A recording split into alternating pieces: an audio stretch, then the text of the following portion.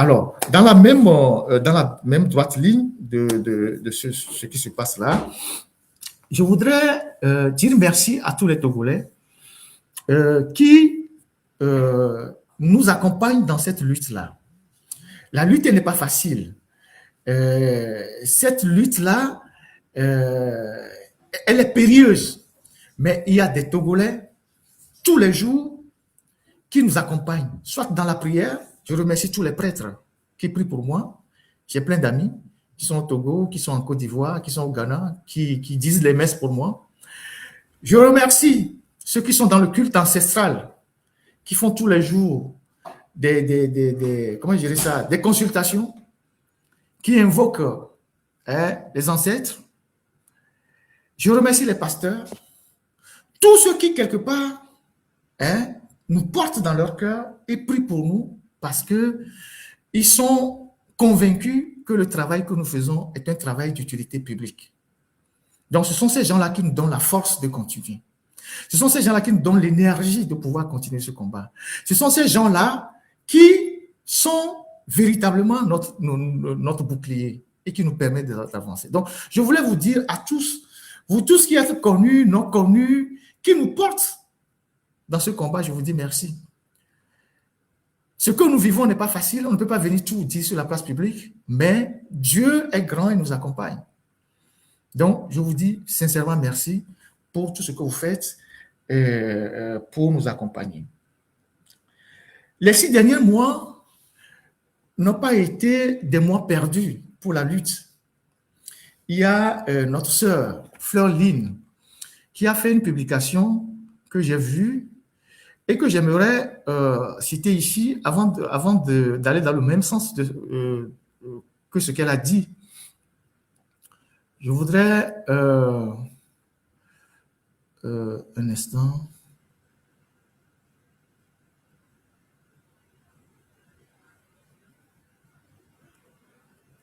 Un instant. Il y a une vidéo qu'on m'a envoyée, je ne sais pas de quoi il s'agit.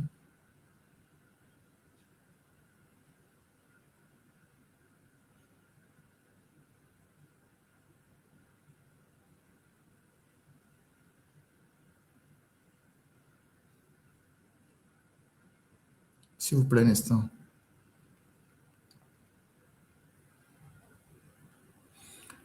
Il y a Fleur Lynn qui a fait une publication que je vais reprendre ici pour vous. Et après, je vais commenter. Alors, qu'est-ce qu'elle dit, Fleur Lynn? Salut à toi, Fleur Lynn. Je ne s'est jamais vu, mais j'ai lu ta publication. Elle est... Je ne sais pas où est-ce que j'ai vu ça. Hein. J'ai vu une publication de Fleur Lynn qui faisait le bilan des 6 mois qu'on a passés. Si quelqu'un a cette publication, qu'elle me l'envoie, mais je l'avais vue entre-temps, je ne sais pas où je l'ai vue. Je ne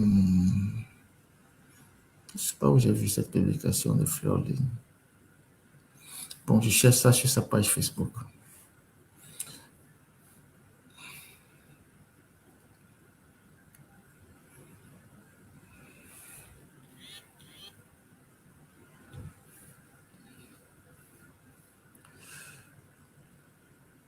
Merci beaucoup, mon frère. Merci infiniment. Alors, voilà ce que Fleur Lynn dit. Bonjour à toi, Fleur Lynn. En 6 mois, le M66 a révélé les vrais dessous du régime de Faure Gnassingbé, dont le bilan est pire que 0. Nous devons célébrer les petites victoires en espérant la grande. Écoutez très bien les expressions qu'elle utilise. Nous devons célébrer les petites victoires en espérant la grande. La libération d'Amouron de l'hôpital psychiatrique des mains des tortionnaires, c'est le M66. La libération de certains jeunes arrêtés lors des manifestations pacifiques du 6 juin, c'est le M66. Le réveil d'une jeunesse entière, désormais courageuse, consciente de ses droits et libre de sa parole, c'est le M66. Le M66 a levé le voile sur ce régime corrompu jusque sur la scène internationale, notamment l'ONU. Le Parlement européen s'est prononcé sur la libération immédiate d'Aziz Gouma, ainsi que de celle des prisonniers politiques injustement détenus. Ils ont réussi à dévoiler le vrai visage du régime oppressif et dictatorial du Togo à l'international. Ils ont réussi à empêcher la tenue de plusieurs événements internationaux au Togo, notamment le 9e congrès panafricaniste, échoué en raison de l'absence de véritable figure panafricaniste. Et la prise de parole du panafricaniste Baleka en faveur du peuple togolais, qui a également contribué à exposer le régime. Aujourd'hui, les presses du monde entier parlent du Togo. Et surtout, le M106 est engagé à vie. Ils l'ont prouvé et tout ça. Bon, elle a écrit tous les autres. Donc, je ne vais pas lire tout le message. Je vais embrayer dans le même sens en disant ce qui a été fait les 6 derniers mois, c'est un travail collectif. Fleur Lins s'est calqué seulement sur le M106, mais il n'y a pas que le M106 seul. C'est un travail collectif de toutes les plateformes, de tous ceux qui, sur la toile, ayant pris conscience de ce que, sur le terrain, la classe politique s'est affaiblie, ont pris le relais sur le plan international, donc sur les réseaux sociaux, pour remobiliser le peuple. Parce que c'est ça la réalité. Parce que sur le terrain, la classe politique s'est affaiblie, ou du moins, elle n'a plus les moyens. Elle n'a plus les moyens de dérouler ce qu'elle sait faire par le passé. Il y a eu un relais dans la diaspora. Et c'est ça qu'il faut saluer. Et donc, ce n'est pas seulement un travail du M66, c'est un travail de tous les acteurs qui se sont battus pour la mobilisation. Il y a d'abord Amron, qu'il faut saluer, parce que, de par son engagement, il a énormément contribué à allumer cette brèche-là dans laquelle tout le reste s'est engouffré. Il faut saluer son courage, sa détermination. Même si aujourd'hui, il est dans une posture que des gens interprètent chacun à sa manière. Mais c'est par son courage, sa détermination, sa manière d'aller frontalement, tout ça a servi de ferment pour entraîner un déclic sur la scène. Donc, il y a lui. Il y a Mme Nyakadé qu'il faut saluer. Mme Nyakadé qui, par cette tribune, une première tribune, une deuxième tribune, une troisième tribune, a contribué à fournir des éléments, des outils, des billes à tous ceux qui commentaient l'actualité pour mettre en difficulté Faure Gnassingbé. Il ne faut pas l'oublier. Elle s'est vraiment battue pour ça. Aujourd'hui, elle est en prison. Elle est dans une prison à la Caisse nationale, à la résidence de la Caisse, dans une pièce là-bas, dans une maison, une résidence, dans une résidence où on l'a enfermée dans une pièce. Donc, elle n'est pas libre de ses mouvements. Elle n'a qu'une seule pièce dans laquelle elle se trouve. Elle n'est pas libre même de marcher dans la cour. Mais cette dame-là, elle a 63 ans, 64 ans. Elle avait besoin de rien pour s'engager dans cette lutte-là et finir aujourd'hui en prison. Donc, il faut saluer l'engagement de cette dame-là qui, à partir des tribunes qu'elle a publiées, a donné des éléments, des outils, des instruments pour véritablement contester Faure Gnassingbé. Il y a nos frères qui sont au pays, qui se sont également battus. Les jeunes, les femmes courageuses, comme les Koumaï, comme les Amavi, tous ces gens-là se sont battus fondamentalement, malgré les risques qu'ils prenaient, pour mettre à nu le système. Il ne faut pas l'oublier. Ce sont des gens que nous devons porter dans notre cœur, nous devons encourager. Imaginez que ce que Mme Nyakadé a fait. Il y avait par exemple 2, 3, 4 barons qui décidaient de rompre avec Faure Gnassingbé en sortant tous les secrets d'État. Aujourd'hui, Faure Gnassingbé serait totalement à terre. Mais elle autre, elle a eu le courage de le faire, elle savait qu'elle allait finir en prison. Donc, par Amron, par exemple, le M66 est né. Je dirais que c'est Amron qui a créé le M66. Moi, j'ai entendu beaucoup de gens qui disent « Ah oui, M66, Ferdinand fait... » Moi, je ne savais rien de M66, en fait. C'est Amron et ses amis qui ont lancé le M66. Moi, à un moment donné, j'ai porté ma voix parce que j'ai trouvé que c'est le mouvement qui portait la contestation. Et comme on l'a toujours fait, même pour les partis politiques depuis longtemps. Et donc, par les actes Amron, le M66 est apparu. Comment il est apparu, comment ils se sont organisés, eux-mêmes le savent, ils le diront un jour. Ensuite, il y a toutes les plateformes au niveau de la diaspora qui ont allumé des lives tous les jours pour dénoncer, pour conscientiser, pour attaquer le régime. Tout ça a participé à la mobilisation. J'ai fait ma part en tant que journaliste. Je ne pense pas avoir fait plus que d'autres personnes. Je ne pense pas avoir fait plus que d'autres acteurs, mais chacun a fait sa petite part pour mobiliser, conscientiser, pour amener ces révoltes qu'on a connues et qui nous ont permis de mettre en difficulté le régime de Faure Gnassingbé. En 6 mois, comme Fleur Lynn l'a dit, jamais depuis 3 ans, jamais depuis 3 ans, les médias n'ont jamais autant parlé du régime de Faure Gnassingbé. Depuis 3 ans ou 4 ans. Jamais. C'est vrai qu'à travers nos réseaux, on a activé beaucoup de médias, mais il y a d'autres médias qui sont rentrés dans la dynamique. Les médias sont comme ça. Quand il y a une information quelque part que beaucoup de médias relaient, d'autres médias rentrent dedans. On a eu même des New York Times qui ont parlé du Togo. On a eu les Washington Post qui ont parlé du Togo. On a eu un journal allemand, je pense que c'est The Bild qui a parlé du Togo. Depuis 4 ans, il n'y a pas eu autant de médias qui ont parlé du Togo, qui ont mis le projecteur sur le Togo en mettant à nu le régime de Faure Gnassingbé. Tout ça, c'est le travail qui a été fait par nos frères, nous tous, pas par une seule personne, par tout le monde. La conférence d'Alain Foka a été neutralisée. En une journée, sa conférence a été neutralisée. Ça, c'est la force de ce qu'on a fait sur les réseaux sociaux, de tout ce que les Togolais ont fait sur les réseaux sociaux. Donc, il faut qu'on soit reconnaissant à tous ceux qui ont participé à cette mobilisation-là.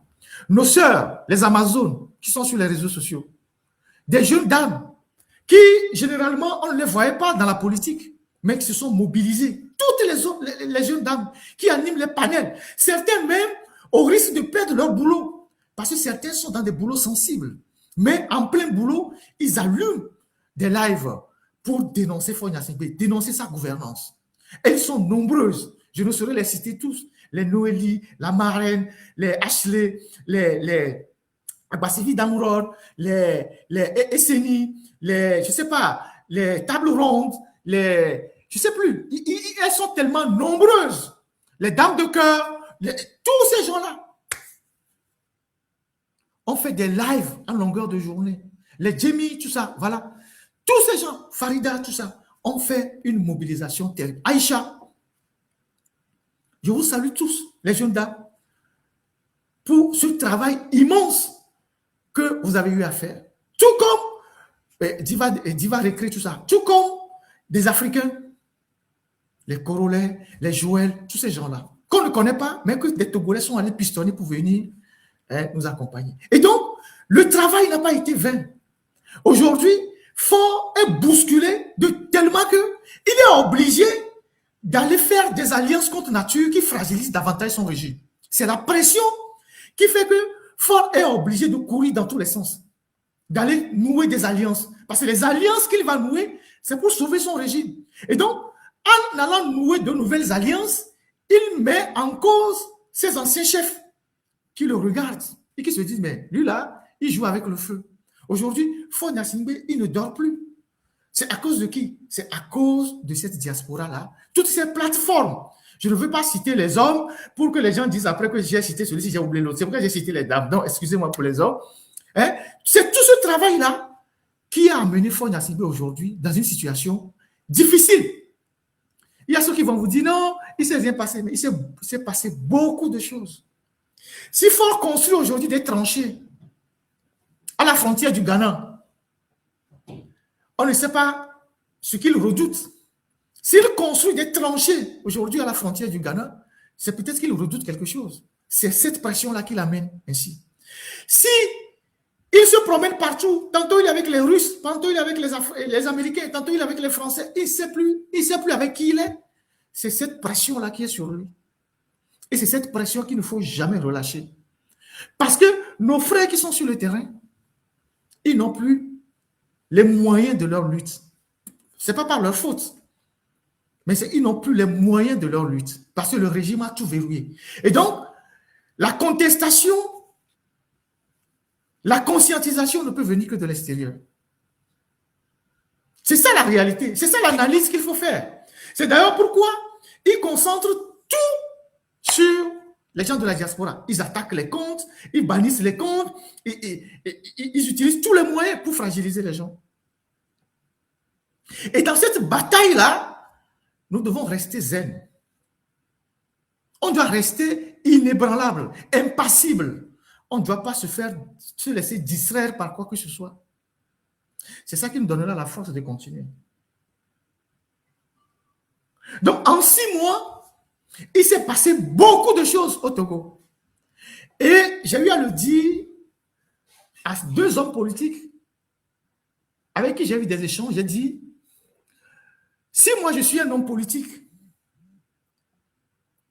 et qu'aujourd'hui, je n'ai plus les moyens de mes actions sur le terrain parce que le régime a tout verrouillé, je devais encourager ces jeunes-là. Parce que ce que ces jeunes-là sont en train de faire, nous serons les premiers, si demain ça bouscule, à tirer les marrons du feu. Les gars de M66, ce n'est pas eux qui deviendront des politiciens demain. Moi, je n'ai rien à foutre de ça. Ce n'est pas ceux qui sont sur les réseaux là qui vont devenir les politiciens demain. Mais aujourd'hui, ils participent à la contestation. Ils se sont engagés et le peuple les écoute. Quoi de plus normal, si je suis un homme politique, de les encourager à faire mieux que ça, sachant qu'eux, ils ne vont pas devenir demain mes concurrents et tirer les moyens de feu. Mais il y a certains hommes politiques, ils ont vite vu en ces jeunes-là des concurrents qu'il faut casser. Alors que ces jeunes-là ne sont pas leurs concurrents. Ils sont juste des gens qui viennent catalyser une situation qui est restée pendant longtemps en léthargie. Moi, j'aurais été un homme politique que ce que je ne peux pas faire aujourd'hui sur le terrain, je vais encourager beaucoup de jeunes à faire ça. Sachant que ces jeunes-là, demain, ce n'est pas eux qui vont faire la politique, c'est moi qui vais faire la politique. C'est vous qui allez faire la politique. Je parle des hommes politiques, pas moi. Le travail que nous faisons ici, que moi je fais particulièrement, je ne le fais pas parce que j'ai une ambition politique, j'ai rien à foutre de ça. Il y a des gens qui me contactent, qui disent, oui, Ferdinand, tu as de l'audience aujourd'hui au Togo, tu as tellement d'audience, il faut qu'on crée un mouvement. Je ne suis pas dans ça. Moi, j'ai eu un passé politique, j'ai milité. Et je connais la classe politique. Je connais toute la classe politique dans les moindres détails. Quand quelqu'un me réveille, il me dit, qu'est-ce que tu penses de celui-ci? Je vais te dire la vérité. Et donc, le travail qu'on fait aujourd'hui, c'est un travail immense qui devrait normalement profiter à la classe politique. Malheureusement, comme les gens évoluent en politique avec les préjugés, ah, celui-là, il travaille pour celui-ci, celui-là, il travaille pour celui-ci, celui-là, c'est celui-ci est derrière, il faut les casser. Mais vous n'êtes plus capable de faire quoi que ce soit sur le terrain. Vous ne pouvez même plus mobiliser. Mais quand vous vous levez, c'est comment faire pour casser ceux qui peuvent vous mobiliser. Les peuples n'ont pas la mémoire courte. Les peuples sont les plus éveillés. Et le peuple, il regarde, il observe, il analyse les gestes de chacun. Donc, nos frères qui se sont aujourd'hui engagés dans cette bataille-là, au risque de leur vie, de leur boulot, de ce qu'ils sont en train de subir, c'est des gens qu'il faut encourager. C'est pour ça que moi, personnellement, j'ai dit, je vais accompagner les gens du M66 et je donne ma voix. Je ne parle pas avec eux tous, mais de temps en temps, j'échange avec Zagabambo. Mais ça me suffit largement. Mais aujourd'hui, je me réjouis qu'il y a des Togolais dans la diaspora qui sont nos aînés, que je ne vais pas citer ici, qui accompagnent ces jeunes-là. Il y a un groupe de sages qui les accompagne, qui font des réunions avec eux, qui les encouragent.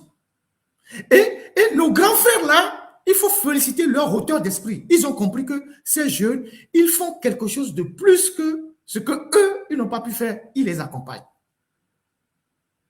Quand il y a des petits problèmes, il les aide à les régler. Il y a des malentendus, il les règle à les aider. C'est de grands doyens qui sont dans la lutte, que vous connaissez. Je ne vais pas donner leur nom. Mais qui travaillent avec nos frères là, qui les conseillent. Donc, nous devons nous concentrer sur la lutte. C'est le plus important. Oui, Arimata, salut aussi. Je n'ai pas oublié. Il ne faut pas se fâcher. Il ne faut pas se laisser distraire. Et pendant longtemps, moi, j'ai traversé des zones de turbulence. Autant le régime, autant les activistes de UNIR, autant quelques types qui se réclament de leur leader. Les gens m'ont attaqué. Je n'ai jamais répondu.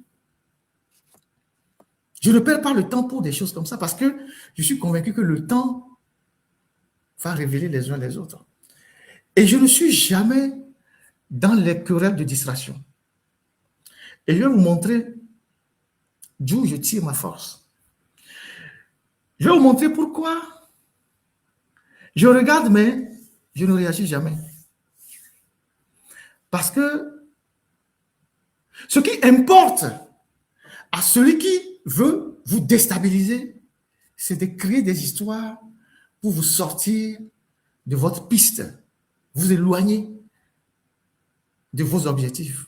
Et donc, nous devons rester focus sur les objectifs de la lutte. Il y a des gens qui m'appellent Delomé. Vous savez, il y a de cela 5 ans, quand j'ai dénoncé fort sa mauvaise gouvernance et tout, il y a des gens qui menaçaient, qui disent oui, toi, on va t'assassiner, on va faire ci. Aujourd'hui, il y a des gens dans Unir. Quand il est 14 heures, ils sont là pour suivre mon live. Et ils apprécient ce que je dis. Ils disent, j'avais raison plus tôt. Mais plus, c'est-à-dire, en dehors du peuple togolais, mes plus grands admirateurs sont dans le parti au pouvoir. C'est des gens qui disent, ils disent la vérité, que notre chef se fout de nous, Ford se fout de nous, c'est lui seul qui compte, il nous utilise. Aujourd'hui, il y a des problèmes dans Unir.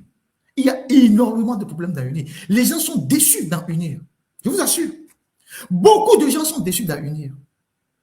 Donc, il y a des gens, même dans l'armée, quand il y a des gens qui m'insultent, ils disent oui, Ferdinand, tu vois, ces gars-là, on peut les chicoter à Lomé, parce qu'ils sont nos admirateurs. Je leur dis non.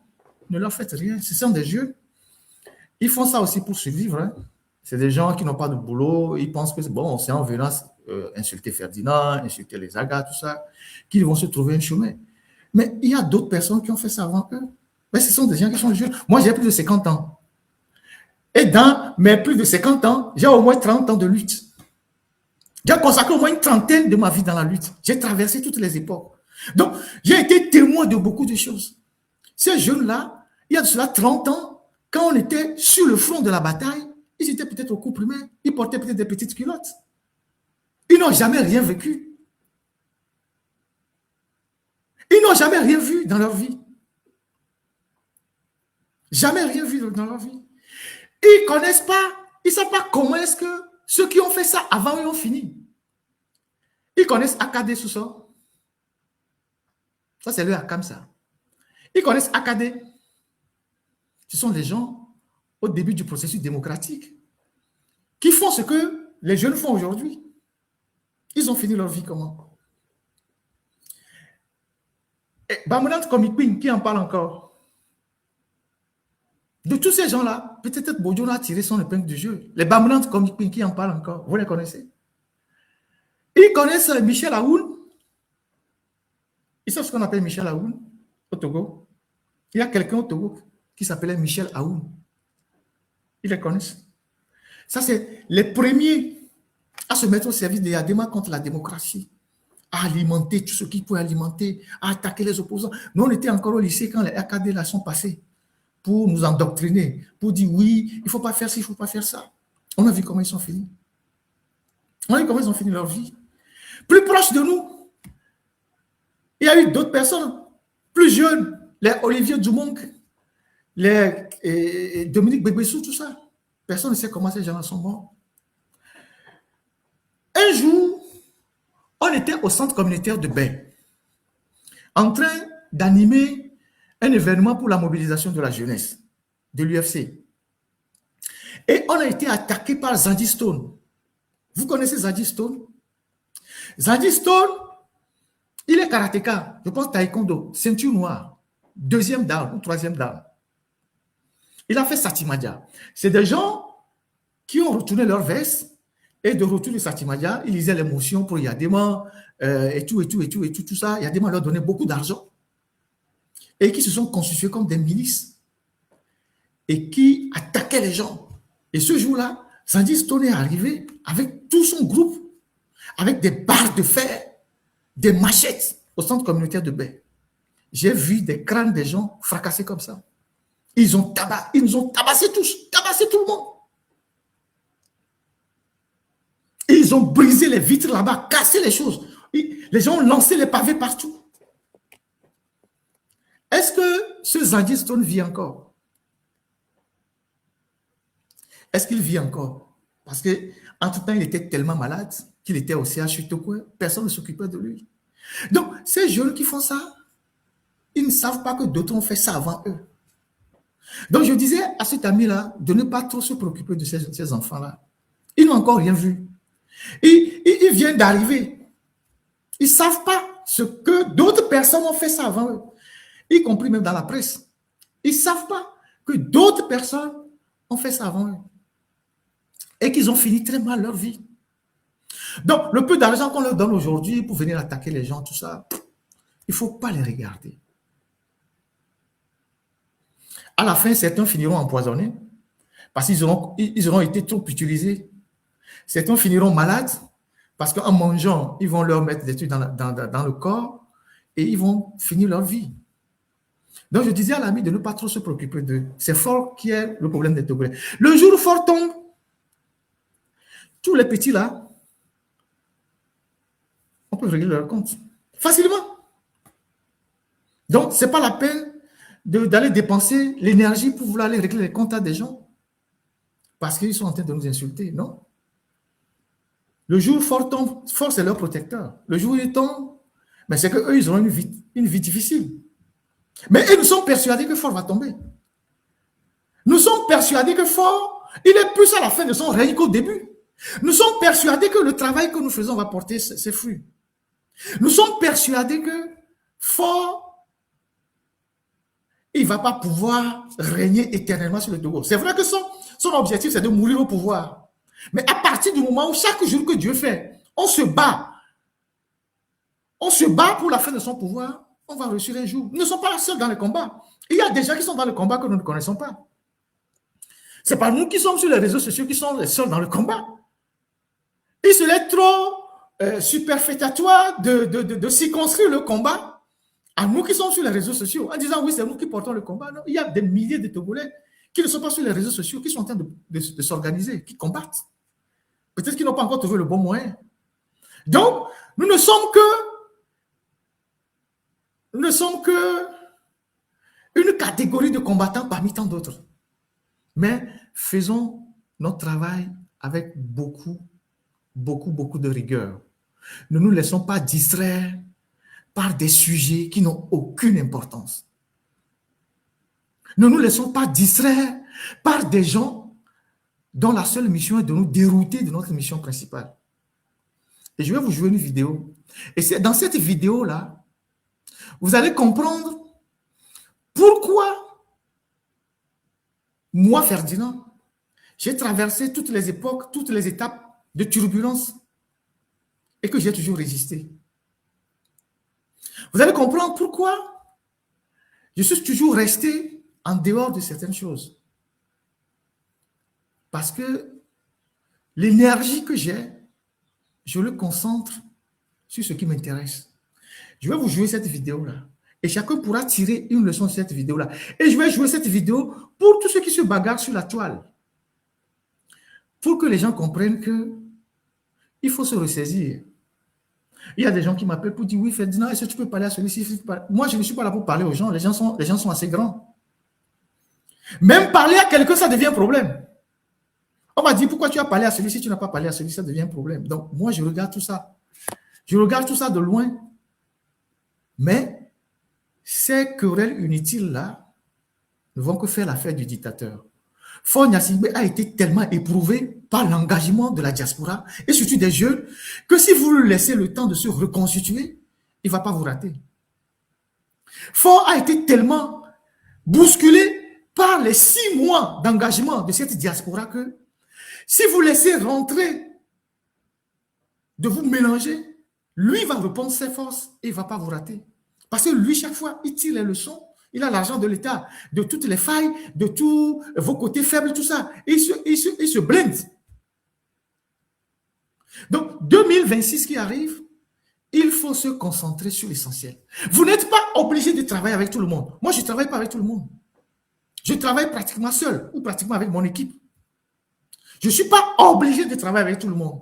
Je travaille avec des gens avec qui j'ai la même vision. Et Dieu seul sait que, en toute modestie, seul, j'ai plus d'impact que si on était nombreux. Seul, j'ai plus d'impact que si on était nombreux. Parce que, si on est nombreux, on va se perdre dans les querelles de personnes. Celui-ci veut être chef, celui-ci veut être devant, c'est moi, c'est si. Moi, je ne suis plus dans ça. J'ai connu ça dans toute ma vie. Je ne suis plus dans ça. Si quelqu'un vient me dire que l'éléphant peut voler, je dis d'accord, l'éléphant peut voler. Je ne discute pas avec lui. Je lui concède ça. Et je continue mon chemin. Et Dieu seul sait, et vous êtes témoin, que ce que moi je fais tout seul a plus d'impact aujourd'hui. Pourquoi je vais aller diluer ça dans une organisation ou avec des gens qui sont toxiques, ils vont te créer des problèmes. Je préfère continuer à avoir plus d'impact seul. Si quelqu'un d'autre aussi peut faire une autre partie du boulot, la personne le fait. Et c'est l'ensemble de ces efforts-là qui vont contribuer à affaiblir le dictateur. Après, ceux qui ont des projets politiques derrière, ils peuvent dérouler leurs projets politiques. Si quelqu'un veut être, je ne sais pas, un grand politicien demain, il a une ambition demain, ouais, vous pouvez faire vos trucs. Mais moi, je mène aujourd'hui une lutte désintéressée.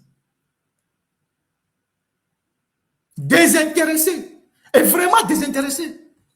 Juste parce que je veux que mon pays change. Je veux que le Togo change. C'est en mettant ce désintéressement dans la lutte qu'on évite les querelles de personnes. C'est en mettant ce désintéressement dans la lutte que les gens ne verront pas en vous un concurrent, quelqu'un qui veut prendre la place de quelqu'un, quelqu'un qui veut être devant. Moi, je ne suis devant rien du tout. Je suis juste dans la dénonciation. C'est tout. Après, ceux qui ont des projets politiques, ils peuvent voir avec leurs amis, ils peuvent créer leur club parce qu'ils ont des projets politiques. Ils veulent devenir député demain, président demain, tout ça. Vous pouvez aller créer votre club. Moi, je ne suis pas dans ça. Et je travaille pour moi. Et je travaille pour mes convictions. Je travaille pour mes principes. Parce que j'entends les gens dire, oui, il est l'ami de celui-ci. Parce que qu'est-ce que j'en ai à foutre? Ça fait plus de 30 ans que moi je bosse. Ça fait plus de 30 ans que moi je conteste le régime togolais. Il y a cela 30 ans là, c'est quelqu'un qui m'a dit de rentrer dans la lutte. Il y a 30 ans, c'est quelqu'un qui m'a dit rentre dans la lutte. Il y a des choses que moi j'ai eu à faire au Togo. Je ne sais pas si les gens qui font du bruit là, vous avez fait un dixième. Quelqu'un parmi vous, ceux qui me suivent là, sur la toile là, est rentré une fois dans une caserne avec des tracts. Quelqu'un parmi vous, vous tous qui me suivez là, est rentré une fois dans une caserne avec des tracts, sachant que s'il est arrêté, il est mort, on va le fusiller.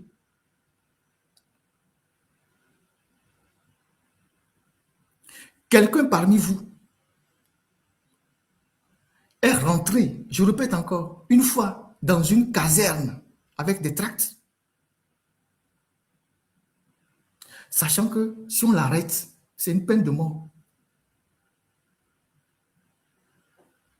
Vous avez déjà fait quoi, vous?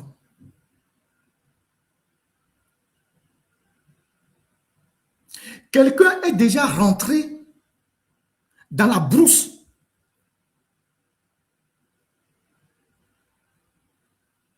Quelqu'un est déjà rentré dans la brousse pour faire des cérémonies au Togo, invoquer les ancêtres pour que le Togo soit délivré.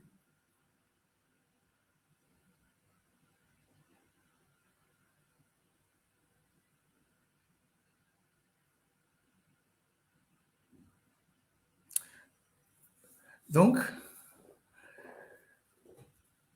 on a fait ce qu'on peut faire. On continue de faire ce qu'on peut faire pour le Togo. Donc, ne pensez pas que on est là pour nous amuser. C'est justement parce qu'on n'est pas là pour nous amuser qu'on ne doit pas s'amuser avec la lutte, qu'on ne doit pas dérouter la lutte de son objectif, qu'on ne doit pas s'enfermer dans les polémiques inutiles, qu'on ne doit pas se laisser entraîner dans des débats sans tête ni queue. C'est pour ça qu'on doit rester concentré. Parce que si vous n'êtes pas concentré, l'adversaire va vous liquider. Je vous ai dit, nous qui avons fait le sport de combat, la première chose qu'on nous apprend, c'est la concentration. Si je suis sur un podium, un tatami, dans un dojo, en train de me battre avec un adversaire, si je ne suis pas concentré, le coup que je vais prendre va être un coup fatal. Donc, je dois toujours monter la garde. Et c'est à cela que moi, j'invite tout le monde.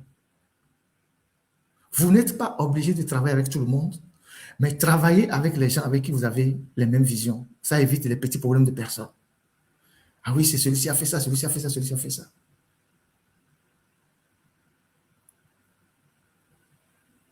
Quand on était militant, j'ai retrouvé il n'y a pas longtemps dans nos archives beaucoup de choses. Les choses qu'on était capable de faire. Les choses qu'on était capable de faire quand on était militant. Je ne sais pas s'il y a encore des courageux aujourd'hui. Les choses qu'on était capable de faire.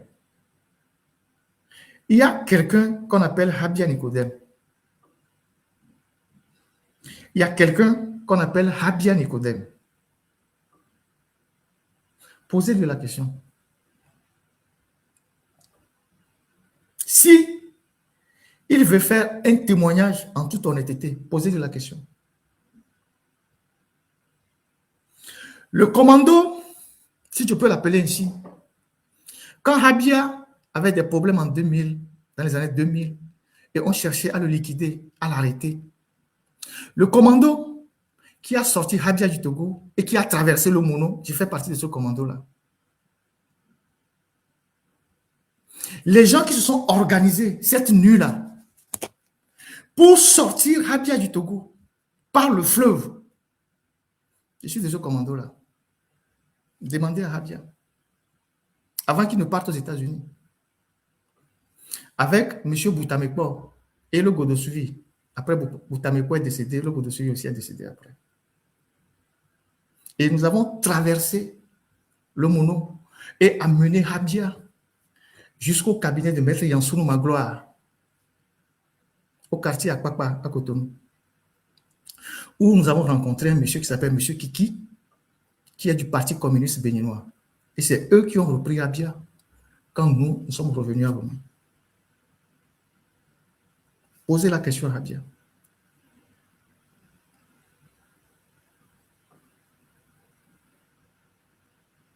Pendant qu'il était recherché, poursuivi, la nuit là, on l'a pris. On est allé chercher même de l'argent. On n'avait même pas d'argent. On est allé chercher de l'argent pour pouvoir louer une voiture et aller passer par le Mono.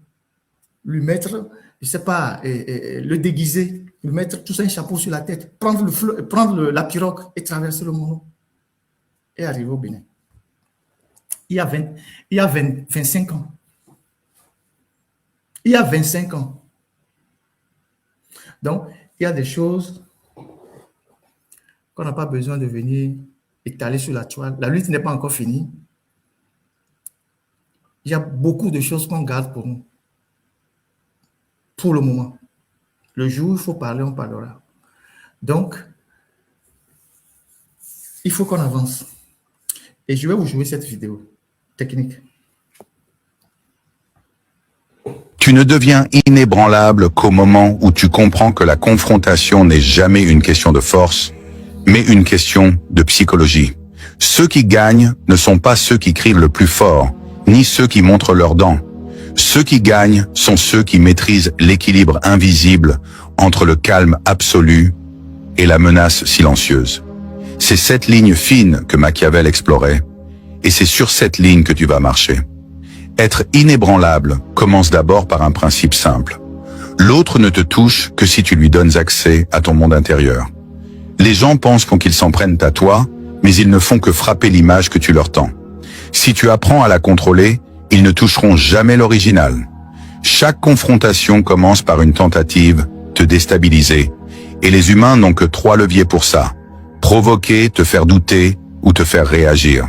La majorité des gens tombent dans le piège du 3e. Ils réagissent, ils s'énervent, ils veulent prouver, ils veulent t'expliquer. Et pendant qu'ils s'agitent, l'autre prend l'avantage. Pas parce qu'il est plus fort, mais parce que toi, tu as perdu ton axe. Tu connais cette sensation. Le cœur qui accélère, l'esprit qui se brouille, la voix qui tremble un peu. C'est le signal que tu es en train de perdre, même si tu n'as pas encore parlé. Machiavel aurait dit, si ton ennemi lit ton agitation, il gagne avant même la bataille. C'est pour ça que les personnes vraiment puissantes ne parlent jamais en premier. Elles observent, elles laissent l'autre s'exposer, vomir ses émotions, révéler ses intentions. Elles écoutent non pas pour comprendre, mais pour analyser. Parce que le calme n'est pas une façade. Le calme est une stratégie. Quand quelqu'un te provoque, l'erreur la plus courante est de répondre à son niveau émotionnel. Il est agressif. Tu deviens agressif. Il hausse la voix. Tu hausses la voix. Il exige. Tu réponds. Ce n'est pas un échange. C'est une programmation. Tu entres dans son cadre. Tu joues sur son terrain. Et tu perds, même si tes mots sont plus intelligents. Pour être inébranlable, la première règle est celle-ci. Tu imposes le rythme, pas l'autre. Tu ralentis ta respiration. Tu ralentis ta voix. Tu ralentis ton regard. Tu ralentis ton énergie. En ralentissant, tu crées un contraste. Et ce contraste est déstabilisant, car la plupart des humains fonctionnent par miroir. Ils attendent inconsciemment que tu reflètes leur énergie. Quand tu refuses, ils perdent leur repère. Et quand ils perdent leur repère, tu gagnes. La deuxième règle de Machiavel, ne laisse jamais l'adversaire voir ce qui t'importe vraiment. Tu dois rester opaque. C'est l'erreur de ceux qui veulent t'expliquer, se justifier, clarifier. Ils pensent qu'être compris, c'est être respecté. Non, être respecté, c'est être imprévisible. Les gens craignent ce qu'ils ne peuvent pas lire. Ils attaquent ce qu'ils voient clairement. La transparence est un luxe que tu ne peux pas te permettre en confrontation. Imagine un instant que toutes tes émotions étaient derrière une vitre, visibles mais inatteignables. Tu les observes sans les laisser sortir. Tu deviens ton propre maître. Tu n'essaies plus de convaincre. Tu constates, tu analyses, tu attends que l'autre révèle ce que toi tu caches. Et c'est dans ce silence maîtrisé que naît le pouvoir. La plupart des confrontations n'ont rien à voir avec le sujet en question. Elles parlent de dominance, de contrôle, d'accès psychologique. L'autre cherche à savoir où il peut te toucher, quel bouton il peut presser, où sont tes failles. Il teste ta solidité, il teste ta cohérence, il teste ton estime de toi. Et chaque réaction impulsive lui donne une information précieuse. C'est pour ça que la vraie force n'est pas dans les mots. Elle est dans ce que tu refuses de dire.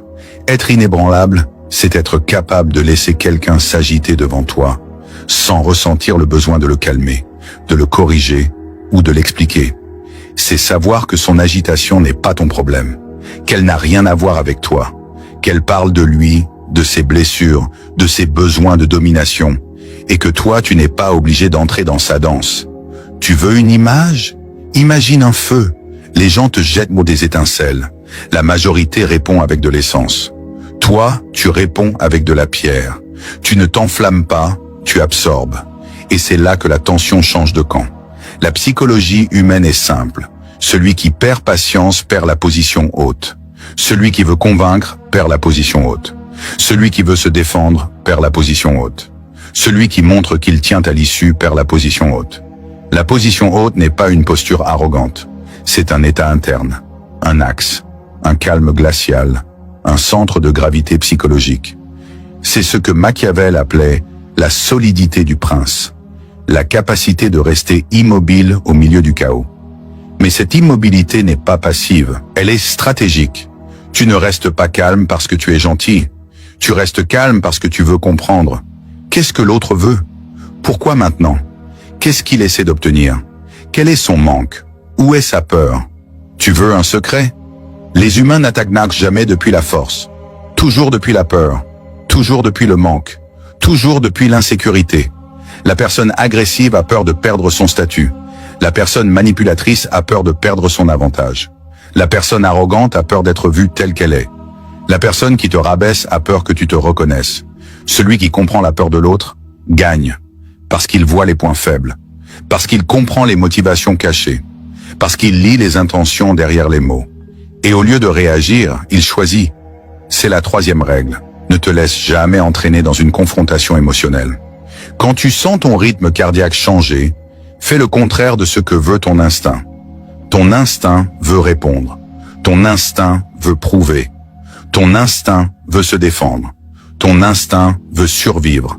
Mais ton instinct est animal. Ton pouvoir, lui, est stratégique. Tu n'agis pas selon ce que tu ressens. Tu agis selon ce qui te sert. Tu ne parles pas pour vider ton cœur. Tu parles pour obtenir un avantage. Tu veux savoir comment les gens puissants parlent en confrontation? Par phrases courtes, ralenties, mesurées, sans justification, sans émotion, sans précipitation. Ils savent que chaque mot est une balle et qu'il vaut mieux tirer une balle précise qu'un chargeur entier dans le vide. Ils ne disent jamais ce qu'ils pensent vraiment. Ils ne donnent jamais leur position émotionnelle. Ils gardent leur vulnérabilité dans leur forteresse intérieure. L'autre ne verra que ce que tu veux bien laisser sortir. Tu veux un exemple concret? Quand quelqu'un t'attaque, la majorité répond en se défendant. Toi, tu observes 2 secondes de silence. Tu le regardes sans réagir. Ton silence l'oblige à combler le vide. Et quand une personne parle trop, elle se trahit. L'outil le plus puissant que tu possèdes, ce n'est pas ta voix. C'est ton absence de réaction. Il n'y a rien de plus effrayant pour quelqu'un en confrontation qu'une personne qui reste calme, qui ne cède rien, qui ne se justifie pas et qui ne montre aucune faille. C'est comme se battre contre un mur. Tu donnes des coups, mais le mur ne bouge pas. Tu t'épuises, pas lui. Machiavel disait « Celui qui garde le contrôle de lui-même contrôle la situation ». Et ce contrôle-là ne s'apprend pas dans les livres. Il s'apprend à travers les douleurs, les humiliations, les confrontations ratées. Chaque fois que tu t'es énervé trop vite, chaque fois que tu as regretté tes mots, chaque fois que tu as donné trop d'importance, chaque fois que tu as laissé quelqu'un entrer dans ta tête, tu n'étais pas faible, tu étais en apprentissage. L'erreur répandue des gens qui veulent devenir inébranlables, c'est de penser qu'il suffit d'être dur, froid ou distant. Ce n'est pas ça. Être inébranlable, ce n'est pas être insensible, c'est être sélectif. Tu ressens tout, mais tu ne laisses rien transparaître. Tu entends tout, mais tu ne réagis qu'à ce qui compte. Tu pourrais répondre, mais tu choisis le silence. Tu pourrais t'énerver, mais tu choisis le calme. Tu pourrais humilier, mais tu choisis l'indifférence stratégique.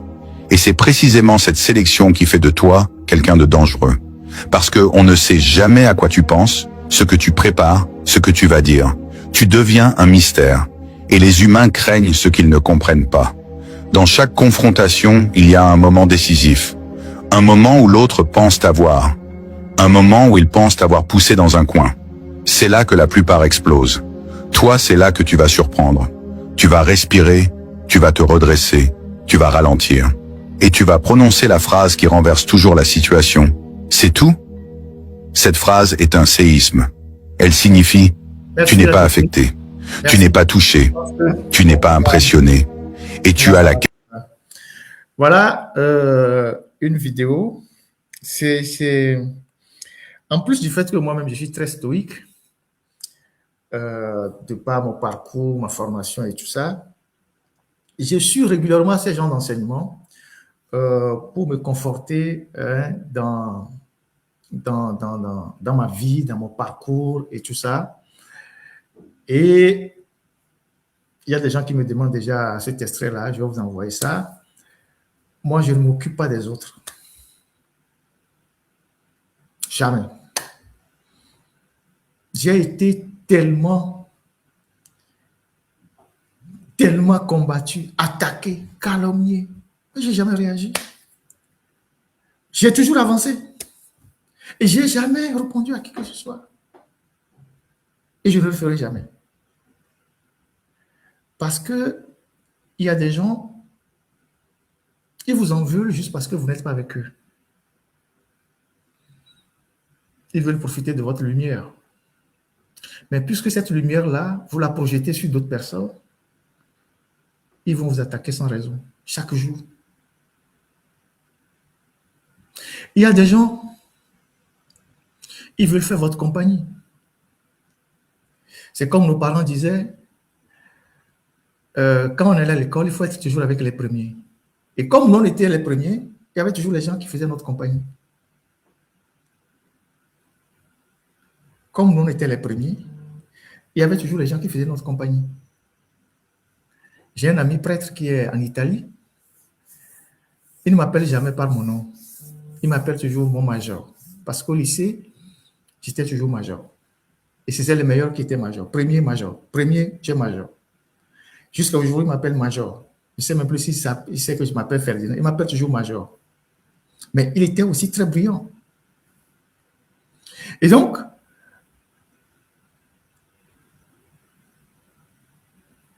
dans la vie, c'est ça. Dans la vie, c'est ça. Et en politique aussi, c'est ça. Il y a plusieurs hommes politiques. Ils vous en veulent parce que vous avez cessé de les porter. Et ils soupçonnent que vous portez quelqu'un d'autre. Ou vous accompagnez quelqu'un d'autre.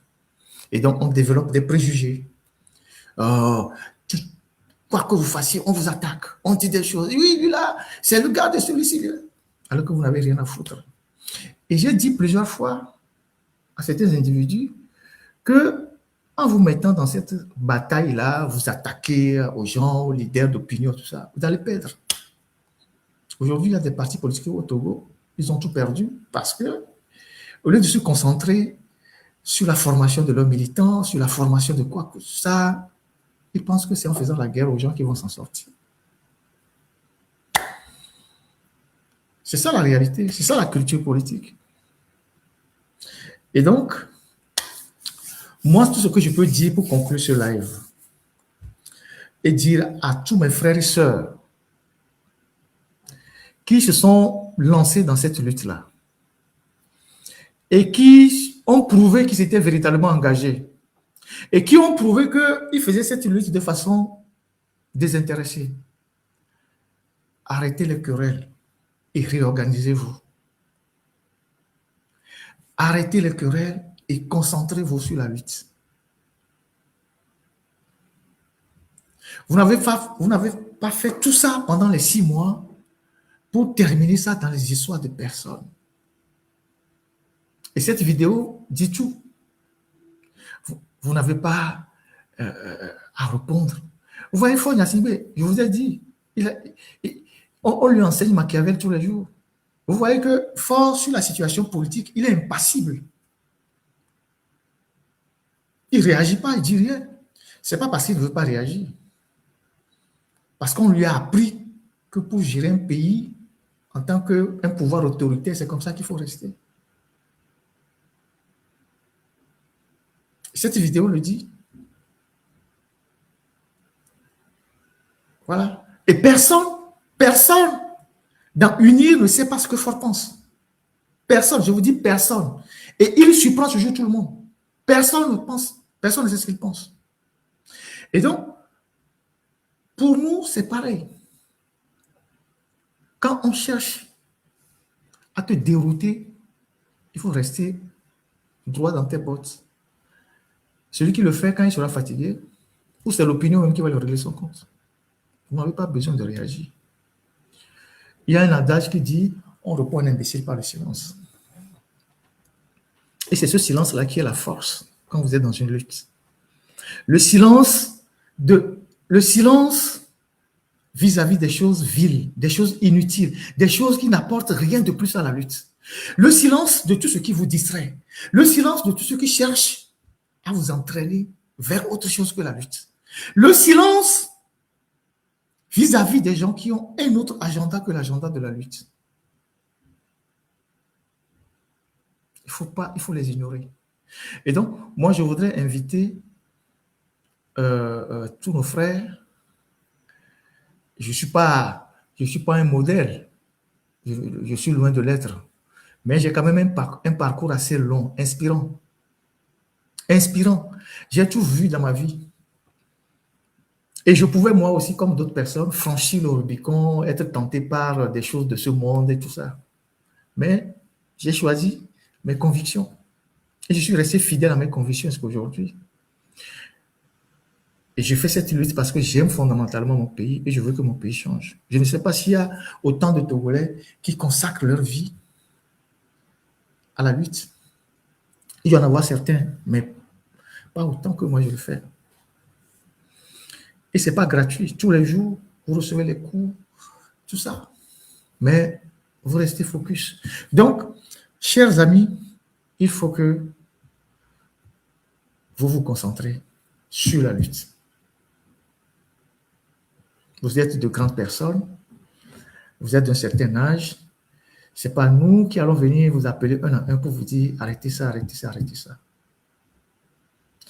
Si vous estimez qu'il y a des gens avec qui vous ne pouvez pas travailler, juste parce que vous n'avez pas les mêmes objectifs, continuez votre chemin. Ne perdez pas le temps sur ces personnes-là. Si vous estimez qu'il y a des gens qui ne sont pas clairs avec vous, continuez votre chemin. Parce que nous sommes dans un combat mortel. Nous sommes dans un combat mortel. C'est un engagement à vie. Donc, on peut trouver la mort dedans.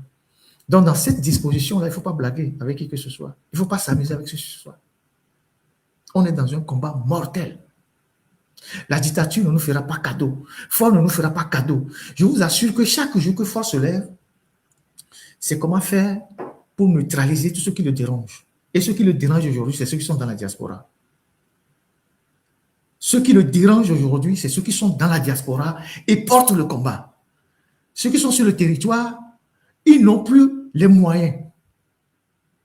Ceux qui sont sur le territoire, ils n'ont plus les moyens. Je veux parler des organisations politiques. Ils n'ont plus les moyens. Je ne veux pas revenir sur l'histoire de comment ils n'ont plus les moyens.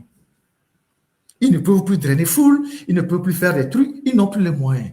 Donc, eux, au contraire, ils doivent souhaiter que les jeunes qui sont dans la diaspora et qui n'ont aucune ambition politique puissent secouer le cocotier pour que eux, ils puissent récupérer les noix de coco qui tombent. C'est comme ça qu'on allie l'intelligence à la stratégie.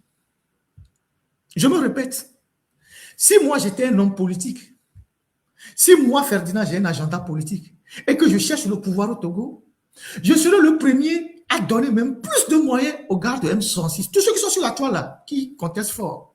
Je vais leur donner tellement de moyens que moi je vais rester tranquille quelque part. Dès que le truc tombe là, moi je sors et je dis voilà, j'ai une ambition politique. Je ne vais pas les voir en concurrent. Je ne veux pas chercher à les déstabiliser. Je ne veux pas chercher à les réduire au silence, à dire oui, non. Je vais plutôt les encourager. Parce que ce qu'ils font aujourd'hui, moi, je ne peux pas le faire sur le terrain. Il y a certains qui ne peuvent pas le faire sur le terrain parce qu'ils sont à la tête de partis politiques. Et comme on est à la tête d'un parti politique, il y a une réglementation. Il y a des appels, des mots d'ordre que vous ne pouvez pas lancer. On va dissoudre vos partis politiques. Vous avez des organisations de la société civile. On peut les dissoudre. On peut vous arrêter parce que vous n'avez pas les moyens de faire ça. Mais ceux qui sont à l'extérieur et qu'on ne peut pas toucher, qui eux, ils sont les sans-fous la mort, eux, vous pouvez les encourager à secouer le régime. Et vous qui êtes sur le terrain, c'est vous qui allez vous organiser pour tirer les marrons du feu. Donc ces jeunes-là, vous ne pouvez pas les voir en concurrent. Vous devez les voir en complément à la lutte que vous faites. Zagabambo, vous le voyez, il va faire politique où? Tokovi PC, il va faire politique où? Picasso, il va faire politique où? Et Kodjovito Toga, il va faire politique où? Mokonzi, il va faire politique où? Ah, mais on ne dit pas aux politiques sont. Peut-être aller nous avoir trois. Mais il va dire peut-être récompense de Naoué. On ne dit pas aux politiques sont. On ne dit pas ni député sont. On ne dit pas ni président sont. Ouais, ils sont venus pour secouer le cocotier. C'est des gens qui viennent allumer la mèche. Donc, mais on l'a encouragé. Mais il m'a dit, côté. Non, les côté, c'est quoi la même côté? Non. Vous n'avez même pas besoin de savoir de quel côté ils sont. Vous devez les encourager à secouer le régime. Et à la fin, c'est vous qui allez tirer les marrons du feu. C'est vous qui allez tirer le nécessaire. Vous imaginez les journalistes que moi j'ai mobilisés pendant les 6 mois pour faire des articles sur le Togo. Je ne l'ai pas fait parce que j'ai un agenda politique. Les médias que j'ai pistonnés.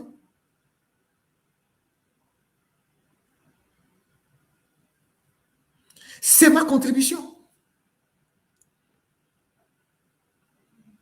Donc, chacun à son niveau, il contribue selon les moyens qu'il a.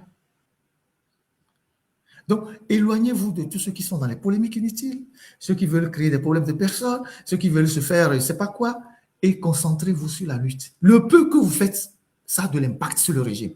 Si ce que nous faisons n'a pas d'impact sur le régime, Ford ne pouvait pas déployer pendant les 6 mois tout ce système qu'il a déployé. Vous imaginez le nombre de comptes qu'ils ont bannis sur la toile? Moi, j'ai eu au moins 5 ou 6 comptes de notre journal alternatif qui ont été bannis. Ça, c'est sur TikTok. Sur Facebook, au moins 4 comptes. Ça comptait les vidéos que leurs partisans font pour discréditer les gens, insulter les gens, tout ça. Tout ça fait partie de la riposte qu'ils organisent. Si ce que nous faisons n'a aucun impact sur eux, ils ne vont pas développer tout ça. Ford est obligé de courir aujourd'hui partout pour nouer les alliances, même parfois des alliances contre nature. Parce qu'il sait que quelque chose le chauffe. Et cette chose-là, elle est portée par la diaspora. Donc moi, je voulais inviter nos grands frères qui sont dans la diaspora, nos doyens qui de temps en temps consultent et conseillent nos jeunes, les aident, nos doyens qui sont sur la toile, les Tino, les Raoul, les Ben Djagba, les Takeli, je sais pas, tous ces gens-là, Dani, tout ça, Ali Akondo, tout ça, je vous prie de reprendre nos jeunes et de les recadrer. Vous êtes les grands frères qui les conseillent, de les recadrer pour que la lutte soit réorganisée en 2026. Le harcèlement permanent du dictateur amène le dictateur à commettre les faux pas. Le harcèlement permanent du dictateur amène le dictateur à commettre des choses qui vont le faire perdre le pouvoir. Et donc, il ne faut pas baisser le bras. Donc, les lives que vous faites, il faut les recentrer sur le combat. Voilà ce que moi je voudrais partager avec vous. Et je voudrais vous souhaiter tous bonne et heureuse année 2026. Que le Seigneur, Allah, la Providence, nos ancêtres, tout ce à quoi vous pensez ou vous adorez, qu'ils nous accompagnent. Parce que nous sommes sur le bon côté de l'histoire. Nous sommes du bon côté de l'histoire.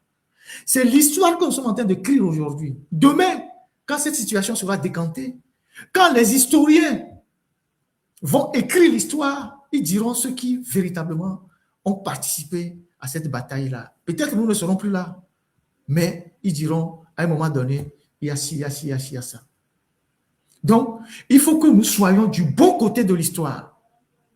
Il faut que nous comprenions que les Nyasingbe ne peuvent plus rien faire pour le Togo.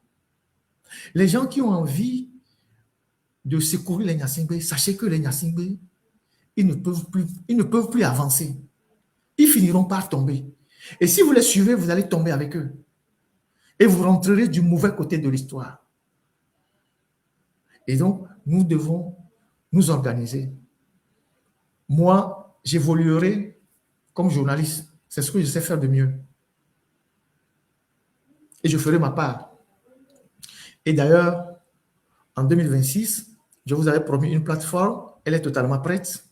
Une plateforme sécurisée sur laquelle on va recueillir des dossiers, des informations sensibles. On a pris 1 an pour la concevoir. Elle est maintenant prête. Elle sera mise en orbite en 2026.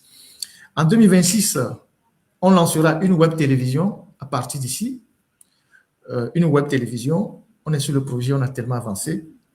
On va lancer une web télévision et peut-être on ne sera plus trop sur les réseaux sociaux pour les lives, mais on va avoir une télévision, web télévision carrément, et en plus du site internet. Et je tiens à remercier toute l'équipe qui travaille avec moi. Je vous ai dit que je ne suis que le visage de toute une équipe, tous mes confrères qui travaillent avec moi. Nous sommes tellement nombreux, dispatchés en France, aux États-Unis, au Sénégal, au Togo, et nous sommes comme une famille. Des gens qui ont cru en moi et qui savent que je suis pas un leader, mais je suis un humain, je suis quelqu'un de bien. Et malgré les difficultés, nous avons toujours continué par travailler. Et nous sommes là où nous sommes aujourd'hui. Si les peuples togolais nous portent aujourd'hui, c'est parce que nous avons travaillé. Nous sommes montrés vraiment sérieux. Et on a travaillé avec beaucoup de rigueur. C'est pour ça qu'on est là où on est aujourd'hui. Bien évidemment, tout le monde ne peut pas vous aimer. Et Jésus n'a pas fait l'unanimité, Mahomet non plus, Bouddha non plus. Donc, tout le monde ne peut pas vous aimer. Donc, les gens sortiront pour dire Ferdinand, les gens vont t'insulter. Ça, c'est naturel. Le jour où tu fais l'unanimité, tu n'es plus un humain. Le jour où on te dit que tu es le plus beau, tu n'es plus un humain. Donc, les gens vont t'attaquer de partout parce que tu déranges les gens. Et donc, ça va arriver. Donc, je voudrais remercier tous mes camarades, mes confrères, mes collaborateurs.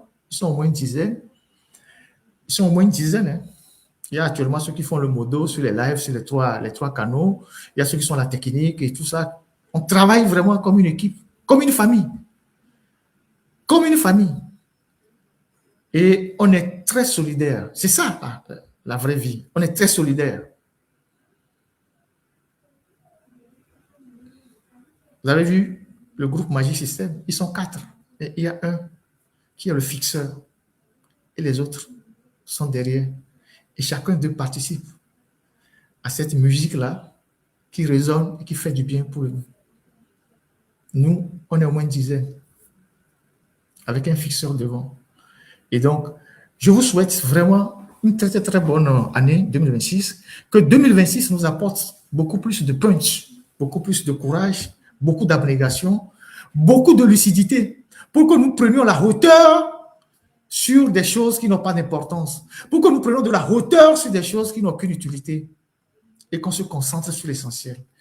Que la providence même nous accompagne. Nous sommes sur le bon chemin et on va y arriver d'une manière ou d'une autre. Fort même le sait et ses collaborateurs le savent. On va y arriver forcément. Mais il faut que ce jour-là, on puisse retenir que j'ai aussi participé à cette lutte-là de libération. Et cette lutte-là, on ne doit pas la donner à nos enfants.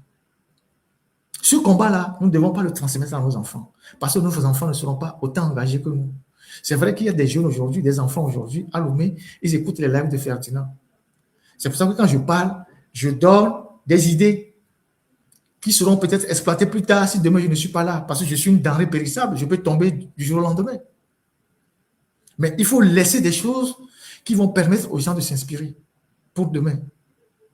Donc, c'est très important. Donc, mes chers amis, je vous dis merci. Merci pour ces 12 mois d'accompagnement. Merci pour votre soutien. Merci pour vos encouragements. Merci de nous avoir supportés aussi. Hein? Merci de nous avoir d'avoir supporté nos humeurs, nos défauts, nos qualités. Merci d'avoir supporté tout ça. Et c'est ça qui fait de nous des êtres humains. On n'est pas des dieux. Merci pour tout ce que vous avez fait. Et nous espérons que l'année prochaine, on sera toujours solidaires pour avancer dans cette lutte-là, pour le bien de notre peuple. Le peuple togolais attend énormément de nous. Moi, je reçois tellement de messages. Le peuple togolais attend énormément de nous. Les gens pensent que c'est de la diaspora qu'une partie de la solution va arriver. Il faut qu'on les entende. Il faut qu'on les écoute. Il faut qu'on se mette au travail. C'est ça le plus important. Le reste n'a aucune importance. Qui veut être devant, qui veut être ici, qui veut être chef, on n'a rien à foutre de tout ça. C'est ça le plus important. Nous avons trop minimisé Faure Gnassingbé. Il vient de faire 20 ans. Si on ne se réorganise pas autrement, il va faire plus que... Tant qu'il sera en vie, il va prendre nos vies. Tant qu'il sera en vie, il va prendre nos vies. Ça veut dire que nous ne pouvons rien faire. Donc, il faut qu'à un moment donné, Faure quitte le pouvoir.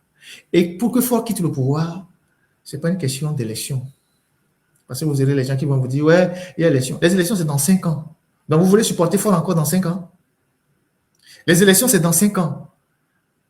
Les élections, là, c'est dans 5 ans. Et dans les 5 ans, là, vous ne pouvez rien faire. Ils ont déjà la machine qui est huilée. Donc, vous allez encore attendre dans 5 ans. Autant s'organiser pour mettre fin au régime dès maintenant. C'est ça la réalité.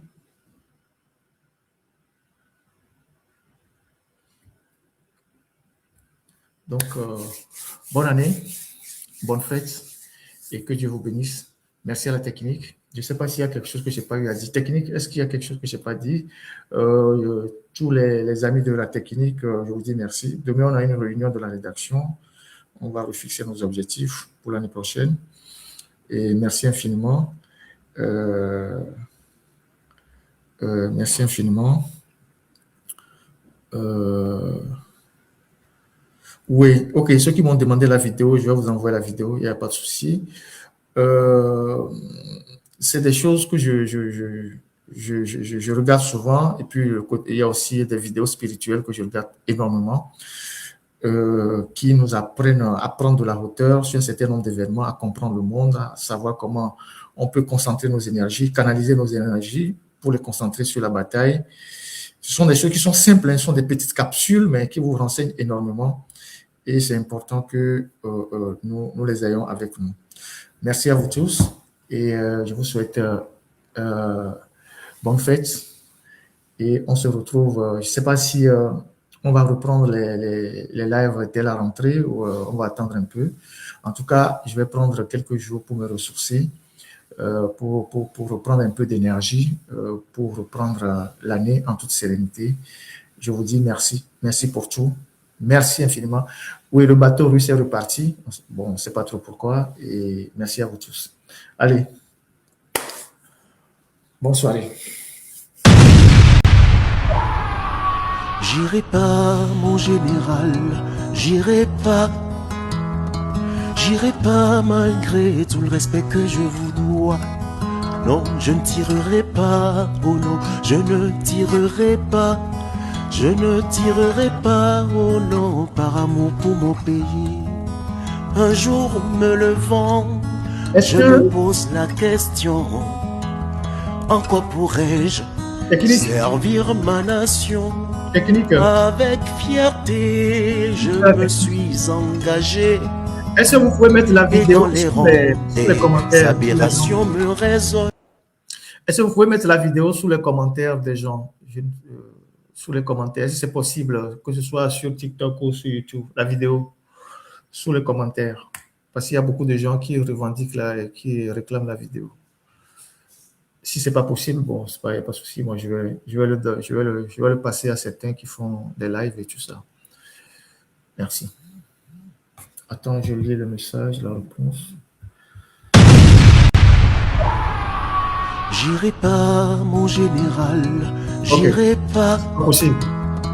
J'irai pas malgré tout le respect que je vous dois. Merci à je ne tirerai pas, oh non, nous avoir accompagnés avec pas. Je ne tirerai pas. Oui, Tassan. Oui, Tassan pour sa chanson Sirejaki. Ce sont les deux chansons qui nous ont accompagnés durant ces derniers mois. Oui, Tassan, hommage à lui parce qu'il n'est plus parmi nous. Sassou Koudou, merci infiniment pour tes chansons. Merci pour le soutien. Et à vous tous, merci. Merci infiniment. Que Dieu vous bénisse et à la prochaine. Merci.